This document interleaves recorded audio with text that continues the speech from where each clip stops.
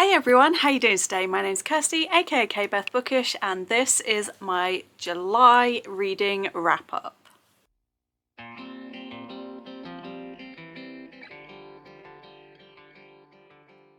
I am not gonna lie, this month has been rough. So far I have had multiple DNFs, disappointing reads, and the betrayal that has led to me DNFing a book that I was so hyped for and that has left me with a feeling that I have not felt since I read House of Sky and Breath 3 years ago.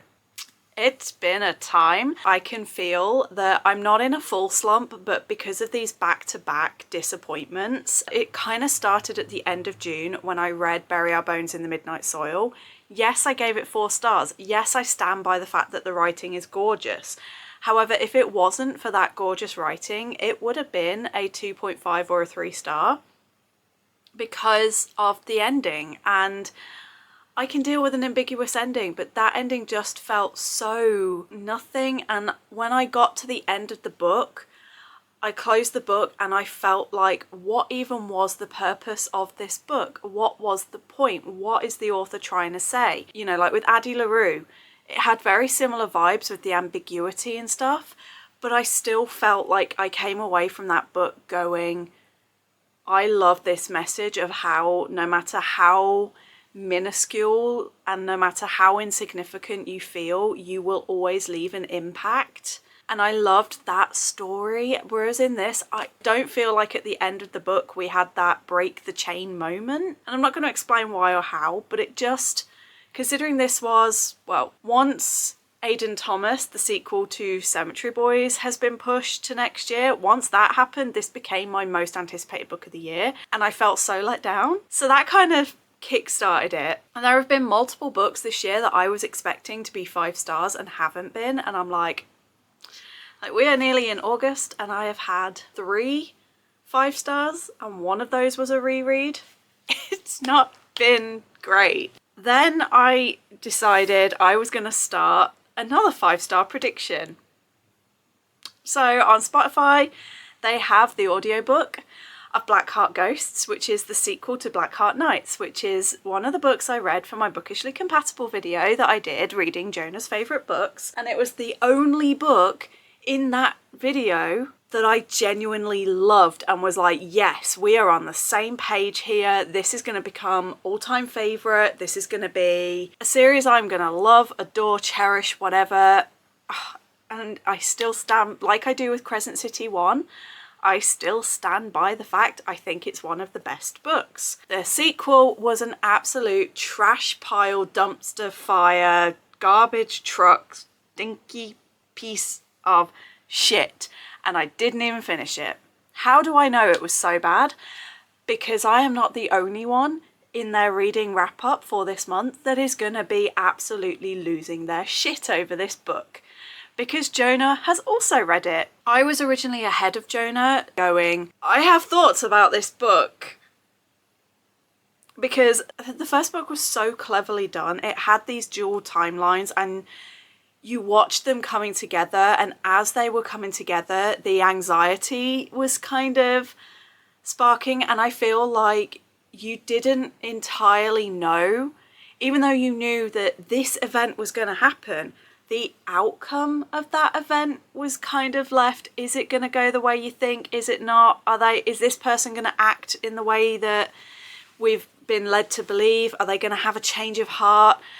And then it all happened and it was so well done. The second book not only didn't immediately address the immediate fallout of that, but when it did, it was so lackluster and so boring. Then we had one of the characters who in the first book didn't really have the biggest part to play until towards the end, and in this is now one of the 2 main POVs. That character we had a focus on and we got lots more of their background, and then this new character from their timeline and their history was brought in that had absolutely nothing to do with what was going on and nothing to do with the fallout of what had happened in the first book, and yet we're supposed to suddenly care. Then we had the main character of the first book who had caused this enormous societal just clusterfuck suddenly is reduced to nothing and was barely even mentioned, and I felt none of the emotions, none of the feelings from the first book. Then all of a sudden we've got another dual timeline that, again, had absolutely no real impact, and I found myself getting annoyed by it rather than fueled by it.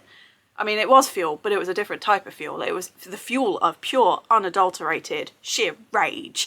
Every single bit of writing that made the first book good, gone. World building, what the fuck is that? Every element that was good in the first book was gone, and everything that was bad in the first book was amplified. Why? We had another new character who became the second main POV character, who was doing shit that it was like, how is this relevant? Why are we talking about this? What is going on? What? Yeah.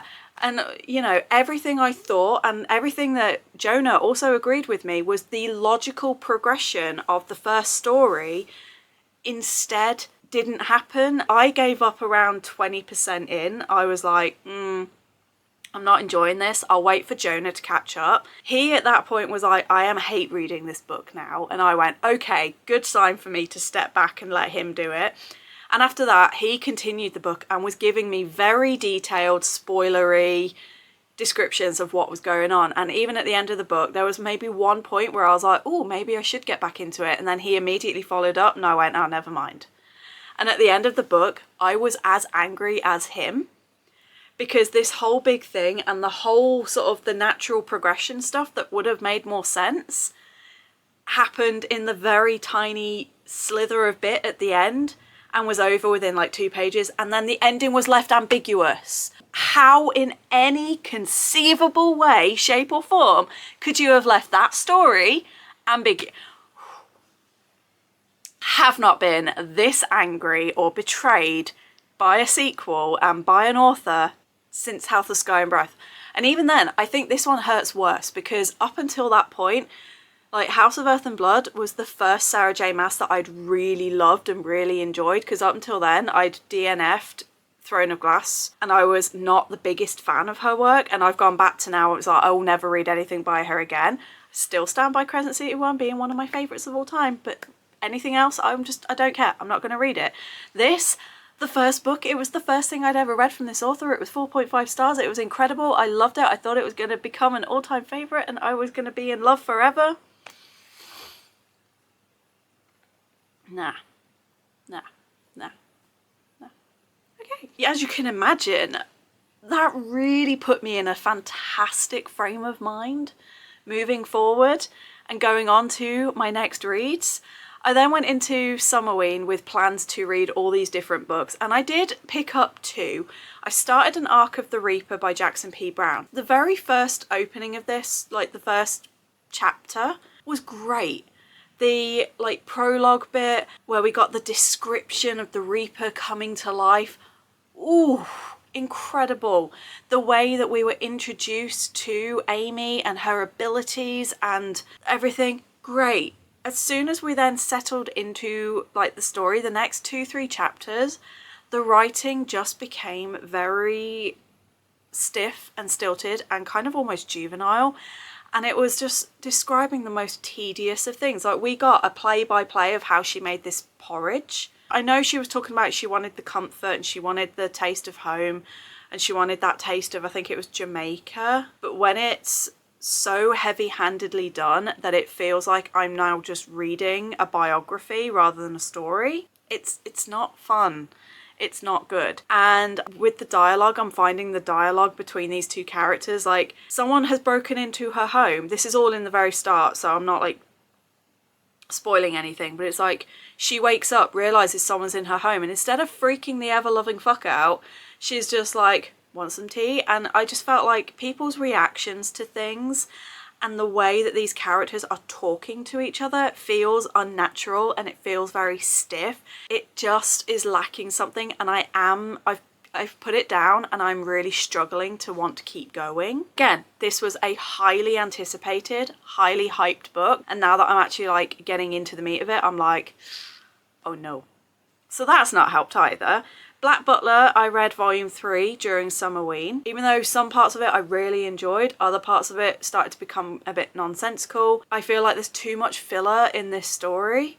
but the filler doesn't link to anything else that's going on, so it ends up just becoming this really convoluted mess of what the hell is going on. And someone please come up with an actual storyline so we can follow what's happening and it makes sense. Do not get me wrong, this is a beautifully drawn story and it has some characters I truly do love and that are all-time favourites.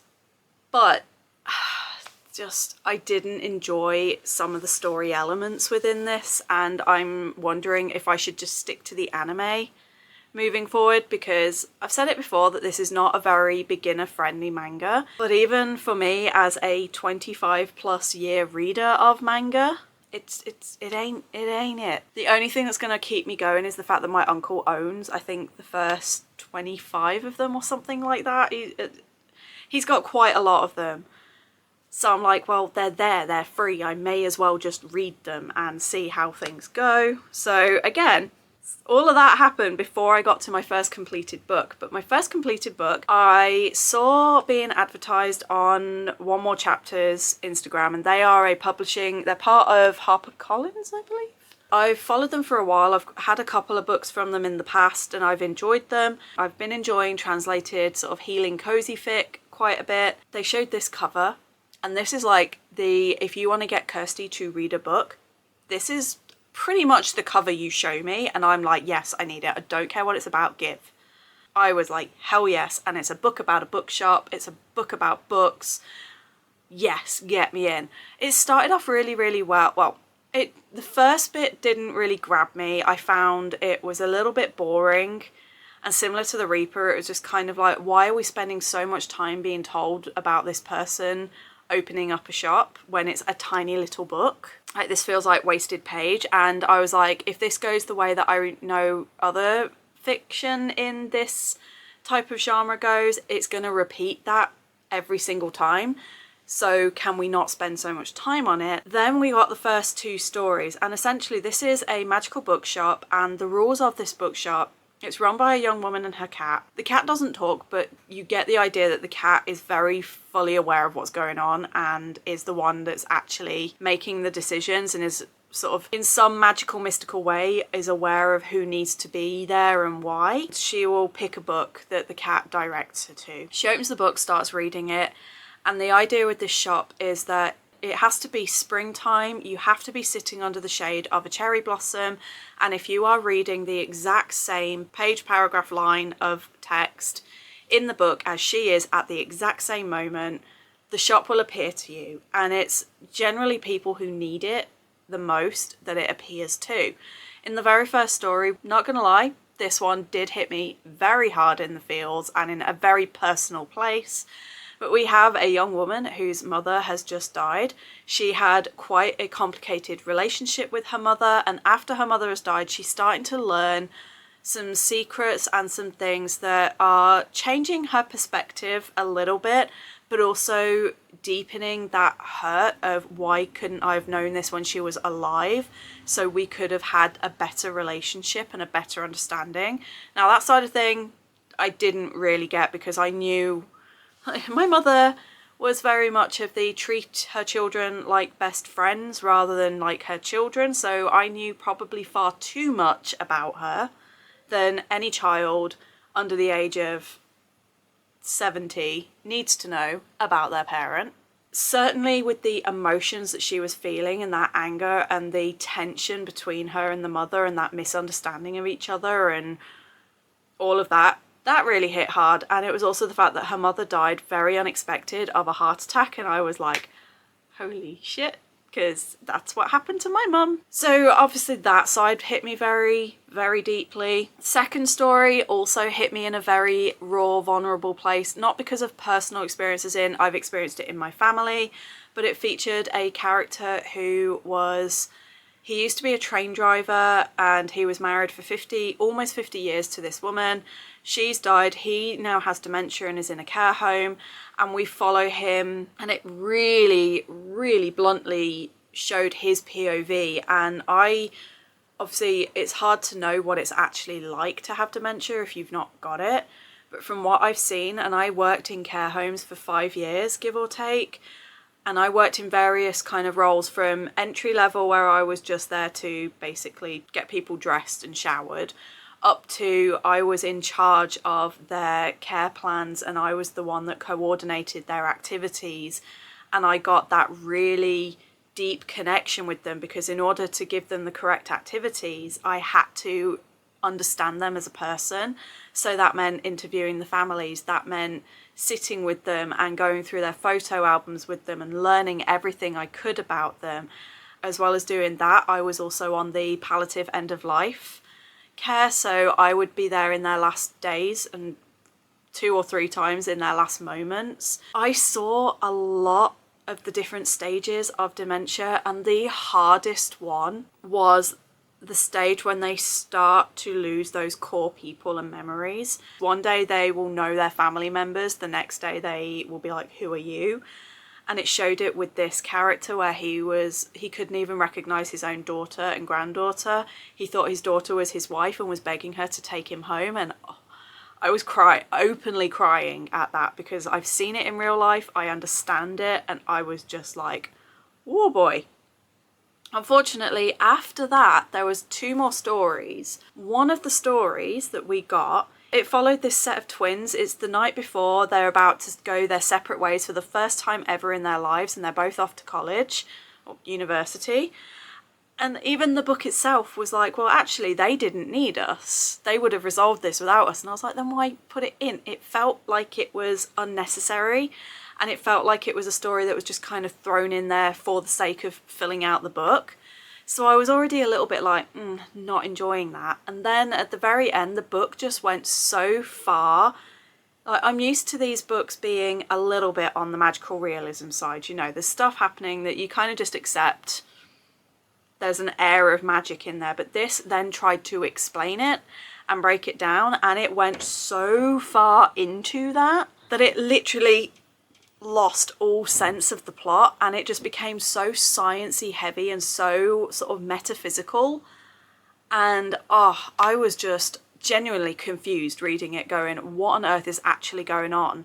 And by the end of the book, I had so many more open questions than I did at the start. And I was like, what am I reading? So what started off as like a 4.5 became a 3. And it was like, even though, again, I loved the fact that it alluded to the books, and each story was related to a specific book. Like, we had Peter Pan, we had The Little Prince. I can't remember what the other ones were. But it was a homage to the love of books, and I did love that. And I loved some of the stories and the nostalgia of it.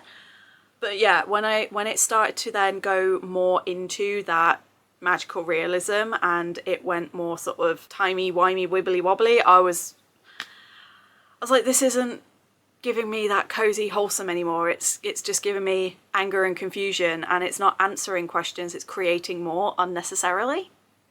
And it left it in a really weird place. There was one quite sweet moment in the epilogue where we had a moment that connected, because that is quite a common theme in these fics, where we get these separate standalone stories, and then at the end somehow they end up being interlinked. Not all of them were, but there was one of the characters we'd had earlier does come back, and there was that connection, and that was quite sweet, and I did go, oh, that's cute. But yeah, yeah. So, you know, again, that one put me in a great mood. That one I was like disappointed by, and I was like, I refused to let myself go into a slump. So I ordered a couple of books, and I was like, I'm in the mood for like a Bridgerton style romance. I'd picked up one that was a queer, it's a male, and it says gay Bridgerton. I was like, fantastic. Pick it up, started reading it, immediately realised it is a sequel, and it's not one of those where you can read it without reading the first. They were directly referencing things. It was called You're the Problem, It's You. And they were directly referring to things that had happened in the first book, but in a way that if you hadn't read the first book, you were a bit lost. And I was trying to like read through that and sort of try and get through the book without having to read the first one, but it became very clear very quickly that I can't do that. I need to read the first one, which is Sapphic. So I was like, okay, I can't afford to buy that right now, so I will just put that series aside, but I am still intrigued by that. And then we had the one that I did today that I have now just DNF'd. And I'm like, oh my god, this is one that has been on my want to read for a very long time. I think I picked it up last year. And the other day, going on that, wanting to read something a bit more historical, a bit more Victorian, I was like, right, Clockwork Scarab by Colleen Gleeson. It's got Mina Holmes and I can't even remember Stoker. You've got one obviously is from the Holmes family, so she's supposed to be this super intelligent, and we are told, I only got to chapter 2 to the end of chapter 2, which was like 11% in the book, bearing this in mind. And we are repeatedly told that she is exactly like her uncle Sherlock. We are then introduced to Who's Her Face Stoker, who is the sister of Bram Stoker, who is vaguely alluded to as writing a book, and we're told that her whole family used to be vampire hunters and are now kind of dwindling because vampires are dwelling out. And they have been brought together by Miss Irene Adler, who is like, you know, the greatest of all time. She's the most beautiful, she's the smartest, she's the cleverest, she's this, she's that, she's... It was so heavy-handed. And it's all clandestine because it's in the middle of the night and they're all secretive and hush-hush. She's got them to come to the museum and she's like, this is a super secret job for you. You've got to swear upon your lives that you will tell nobody that you are working for this person, that you are on this case. And they're all like, absolutely, we agree. Not even 2 minutes later, something happens in another part of the museum. The three of them rush off to it, find a man standing over a woman's body. One of them goes chasing after him. The other one starts to look at the body. The police turn up and they start immediately quarrelling over the body. She's throwing her observations in that honestly a 3-year-old could have made. And I'm like, we're supposed to believe that she's this genius level intellect. There was no observation that she made that wasn't already made or being made at the same time by somebody else. And let's not mention the very, very attractive Scottish young detective who she immediately is like, never mind the body, hot guy. Oof, yes please. And then Ujima Flippy Stoker has gone racing off after this suspect guy and comes back and is just like, I got nothing. And it's like, so not only did we not get any kind of depth, any kind of time to get to know these characters other than their personalities being they are from famous families and need to prove themselves, before we've even had a chance to really get to know them, there's already the start of this like romantic subplot. And I was just like, ah. And I found the world building very unexplained. So it's clearly in a steampunk world and it's like a steampunk Victorian setting, which I was like, great. Only we're being explained about things as if we should already know that they exist and that we should already know how it works. And I don't know, there was just this air of, I didn't like the Mina Holmes very much. Like, I didn't like her enough that I remember her name, as opposed to who fucking cares. But I just, there was so much that, yeah. So needless to say, I have only actually completed one thing this month and it wasn't the best. I am not having the greatest of months. I do still have a little bit of hope. I started The Raven Scholar by Antonia Hodgson. I'm only 30 pages in. Let's just say I normally, when I'm getting into a big epic fantasy like that, or any sort of book that I feel like I'm going to want to annotate and highlight, I use sort of the plastic tabs that I can lay over and write on until I get to a point where I'm like, I am invested in this story. I'm now going to get the highlighters out. And so usually that takes me about a quarter to half of the book. It took me 2 pages before I was like, I already know I'm going to want to highlight this and annotate. So I got in on that. And I've also got My Hero Academia. I've got volume 23. I'm about halfway through this one. Normally I do sit and read them in one go. But again, because I'm feeling so disheartened by my reading at the minute, I'm struggling to even want to pick things up. And my focus has been really bouncy for a few days. But I think that's because we've had some weather shifts and stuff. And my brain's just like, bleh. But I'm hoping to get some more reading done before the end of the month. It is quite late in the month that I've started this video. It is already the 26th. And I know that without thinking because I have my MRI scan that I rebooked from a couple of weeks ago. That is going to be this evening. We've still got 4 or 5 days left of the month. Hopefully I'll get at least one more thing. Otherwise, this is just going to basically be a video of me just bitching about all the disappointing books I read this month. And that's not a fun video. I mean, it might be a fun video. I have been pretty salty, so that might be fun for you guys. But it ain't fun for me. And it's genuinely trying to push me back into that slump that I spent 2 months getting back out of. I'm gonna go. I'm gonna try and read. And hopefully I'll be back with something before I just damage myself. Anyway, I forgot one. I also DNF'd The Wrath and the Dawn. I knew I'd left it too long and I knew that it wasn't going to happen, but I remained stupidly optimistic. And now I've got to get rid of this signed edition of The Wrath and the Dawn. I got 3 chapters in again. I think I was on like page 40 or something.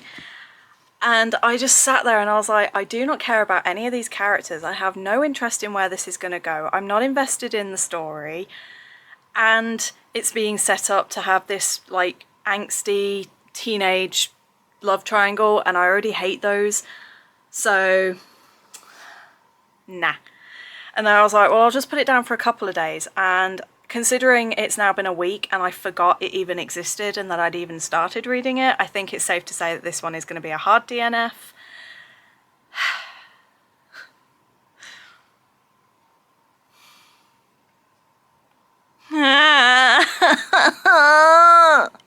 Guess who got so wrapped up in their rage and their disappointment the other day that they forgot that they had actually completed more stuff, especially manga? Me.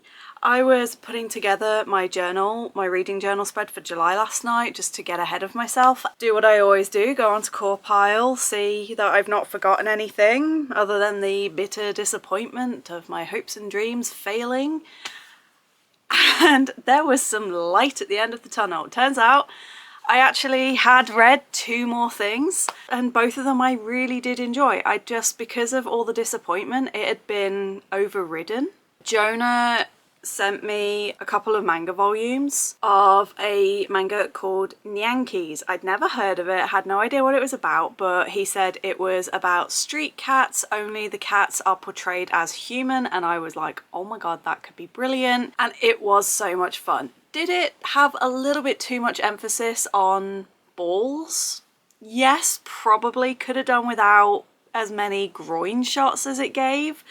In cat form, like, we are constantly reminded these are boy cats. But it was really, really fun. You've got this new kid to the block. He's come in from another town. He's looking for this particular cat. So he's come to this town because he's heard that this is where the cat is. Only he runs into another group of cats who are immediately like, get the hell out, we don't want you here. There are all these rules that you have to follow if you want to live on our streets, and he's just like, nah bruv, I'm not interested. And that starts a bit of a fight, and it is really funny because we see them in human form all squaring up to each other, and we see them all getting ready to have this fight.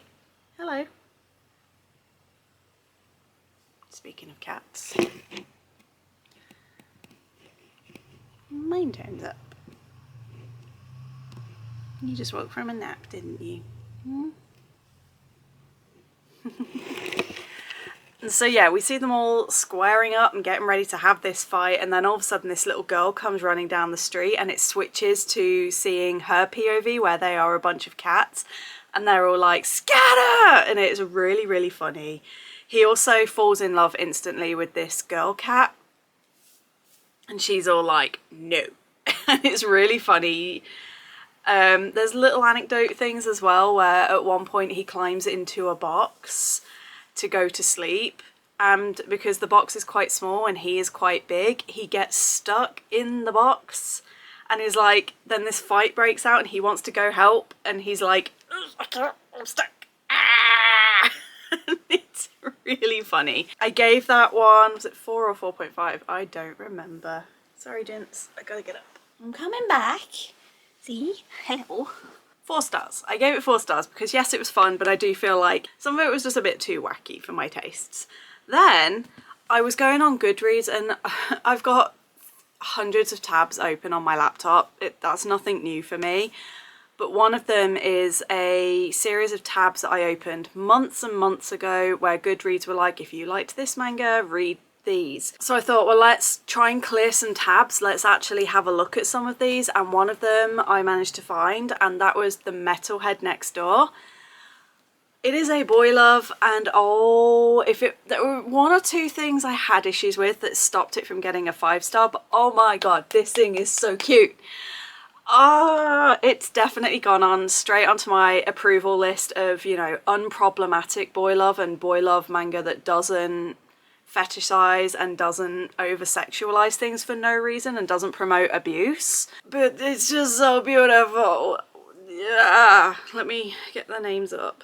Kento is a very down on his luck student. He's a graduate student. He's working in like early years education, and he's training to qualify for that, which means he's on a very low budget, very low income, and ends up renting this really small crappy apartment that has no ends of problems, including no heating. One day he passes out outside his neighbour's door, and this brings Sushi into the picture. He is a really quiet, really reserved, really shy guy who loves metal. So when Kento wakes up in the apartment, he's like, what? Because there's all these posters of metal and all of this, and he's just like, what the fuck? Am I about to be killed? And he is really intimidated because even though Sushi is the cutest little sweet cinnamon roll on the face of this earth, he looks really intimidating because he's got like the piercings and he's got like the long hair and wears the black clothes. So he's like, ah! And so she's just like, do you want some breakfast? And it starts this really gentle, beautiful friendship between the two of them that gradually becomes a romance. Now, I will say that as much as I felt the romance did feel believable, I was really annoyed because we had quite a big time jump suddenly out of nowhere. It was like they'd just met, they'd just started to become friends, and then suddenly we're being told that it's been like a year or something, and they're now really established in this friendship. And I'm like, but we've missed a lot of that growth. We've missed, and to be honest, neither character had really changed all that much, so I was like, there wasn't really a need for any kind of time jump. I would have preferred to either have a longer volume going into that time and breaking it up a little bit more, or even having it over 2 volumes. So we had like, you know, volume 1 was their first year, and then volume 2 was when Kento's friend returns from his international studies to find that Kento is in this kind of friendship, but it's not a romance at this point, but he can see that they are clearly into each other. So yeah, there was a bit of a weird time jump that I was a bit like, eh? But everything else was so cute. Watching the pair of them learn from each other, Kento learning about how to be more domestic and how to take care of himself, so Sushi learning to be a tiny bit more self-confident. And it's really funny because he works in a bakery and he like decorates cakes, yet when there's one bit where this kid comes in to ask for a cake and he's like, and the kid's like and the store owner's just like, you know, it's just so lovely. And seeing how everyone around him wants him to do well and wants to boost him and support him, I had a great time with that. And once the romance happened, we had the obligatory fan service. You cannot have a boy love manga unless there is some kind of smutty scene in there, and it's usually in these ones, it's usually in the epilogue. So if you don't want any smut whatsoever and you're content to just see the cute PG side of the relationship, absolutely you can do that. Just don't read the epilogue. But you know, it has to be included because that's what people buy it for. That's part of the genre, and it is an unavoidable part, and it's my least favourite part. I love the romance, I don't love that side. But I am going to be doing a video soon all about the boy love genre and why it's got its problems, what its problems are, and then going through some ones that I've read that I personally didn't have any issues with. So that is coming at some point, but then again, I've been saying I'll be doing an introduction to manga series for 2 years now and still haven't, but that is still in the plans at some point. So yeah, I gave that one 4.5 stars, had a fantastic time. And I was like, holy crap, did Goodreads actually recommend a good book to me? Wow. So obviously I read those right back at the start of the month, and it had been completely wiped from my memory banks until I checked my spreadsheet. But then coming back to the modern day, it has taken me so long. It took, I think I read this in about 6 sittings, which is not how I read manga in any way, shape or form. I sit down, I read it in one go. But I have really struggled, and for that, this is actually the lowest that I've rated any volume, but we have My Hero Academia volume 23. And the reason why this one has been a slog is because we have, I know some people have complained that My Hero just became way too text heavy, and I can see it. Like, there is a lot of text on that page. At this particular point in the story, we are starting to get quite a few big info dumps that do feel a bit overwhelming. It could be better paced and better spaced out, but this one starts with the climax of the Class 1A versus Class 1B matchups and the team where they're fighting each other, and it's part of their training, so it's not like they're actually fighting each other, it's like a school planned event. So we've got the outcomes of that, and we find out Shinzo here, he's currently on the general studies course, but he wants to become a hero, and so this served as his assessment to see if he's gonna be allowed to transfer into the hero course. So we get the results of all of that, but then after that we go into the arc that is my least favourite. I love the villains in this series, don't get me wrong. I think these villains are complex, I think that they are nuanced, and I think that they are really well drawn and really well built. I just don't care so much that I'm willing and enjoy reading 4 to 5 volumes in a row that focuses on their POVs. And Shigaraki, after a while, I'm just like, dude, shut the fuck up. Like, just shut up. Like, we get it. And I do get a little bit tired of him sometimes, because he is tortured emo boy. I should have put him... He is tortured emo boy, but he didn't feature in the video because he chose to take that pain and turn it against humanity, and ultimately he is a shitty guy and he enjoys hurting people.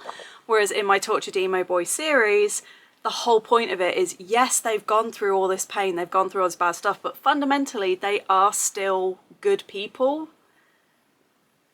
They just might be a little bit more on the grey side. This guy is straight up evil. Like, there is no grey.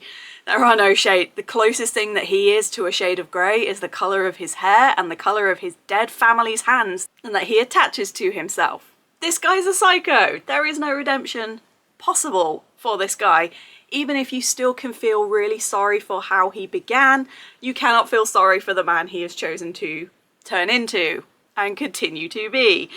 And we also had introduction to these guys, who are, like, this guy in particular, his ancestor was the creator of the Meta Liberation Army, who basically were people right back when quirks began, and they started to legislate who can use them and when you can use them and why.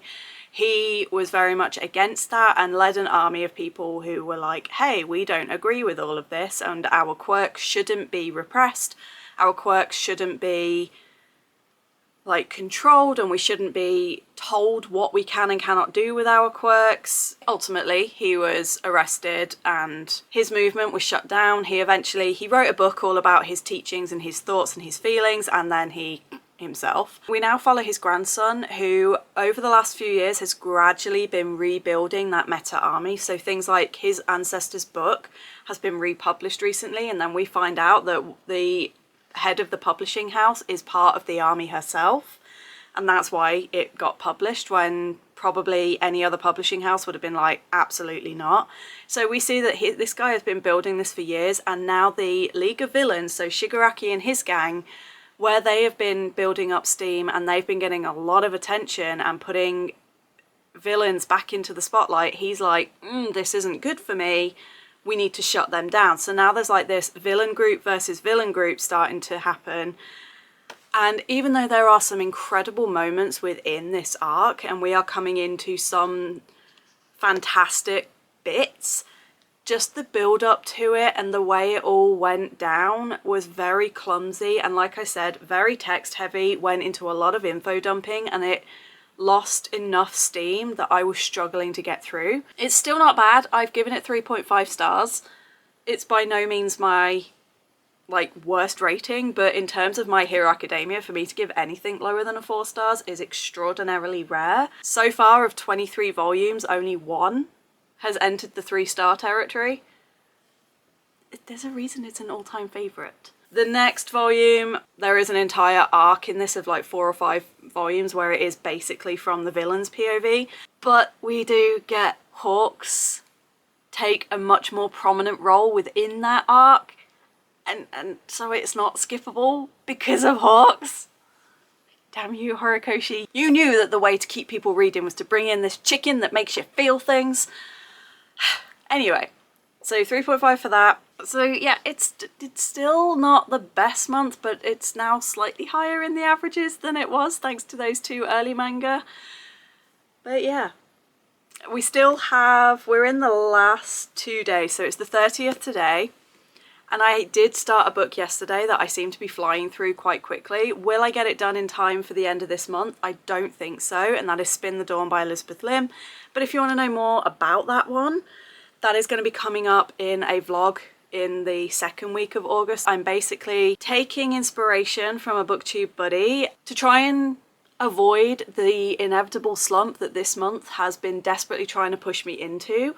I've done a little fun vlog where I'm turning the weather into a reading game and letting it control my reading. So if you are interested in that, please do make sure you are subscribed so that you can see when that goes live in a couple of weeks. But in the meantime, I am going to end it there because I have no inclination to pick up any more manga. I definitely don't think I'm going to finish any more novels. So I think it is safe to say that this is the end of my July reading. I'm so sorry that this has been such a salty video, but then again, as I said earlier in this video, you guys are probably lapping it up and have probably had a great time watching me lose my shit. Even if I have not really enjoyed losing my shit, but I mean, it is kind of cathartic. Every now and again, it is nice to just randomly scream at a camera and let it all out. Anyway, let me know in the comments, how did your reading go for July? Have you had any new favourites, or did you have a month like me where it just felt a bit disappointing? Either way, let me know how it goes and what was your favourite read of the month if you are willing to share that with us. In the meantime, I hope you're all good. I hope you're staying safe. Thank you so much for watching, and I will see you on the next one. Bye!